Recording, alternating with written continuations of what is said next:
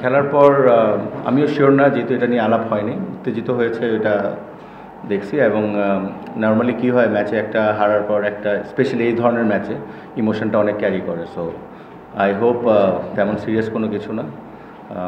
নিশ্চয়ই কিছু একটা বলা হয়েছে যেটা হয়তো বা রিয়াকশান ছিল, বাট আমার মনে হয় তেমন কোনো সিরিয়াস কিছু না।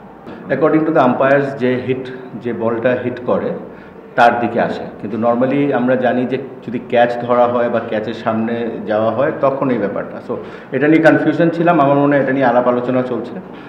But according to the law, as umpire said, যে ব্যাটে হিট করে এবং যার ক্যাচটা অ্যাপ্রোচ করার জন্য যায় তার ব্যাপারটা। সো যেহেতু আম্পায়ার এটা বলেছে, আমরা ওইটাই মেনে নিচ্ছি।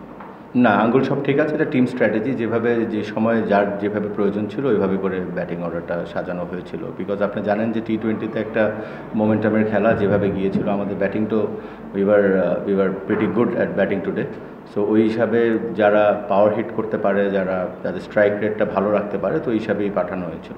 আপডেট নেওয়ার সময় পাইনি, টু বি অনেস্ট। খেলা এমন ক্রাঞ্চ মোমেন্টে ছিল, দেখলাম যে ও ব্যথা পেয়েছে, but he was in the dugout. Hopefully এখন কোনো কিছু বলা মুশকিল, অ্যাসেস করুক physio and then, but I hope এটা সিরিয়াস কিছু হবে না। Team combination I would say, and আজকে মুশফিক হয়তো বা করতে পারতো, বাট ওই রিস্কটা নেয়নি, বিকজ এটার পর আমাদের একটা ব্রেক আছে। সো ওইটাতে ওর আঙ্গুলের জন্য আরও বেটার হবে। সো এই কারণে আজকে ম্যাচটা করেছে, but I thought he did really well.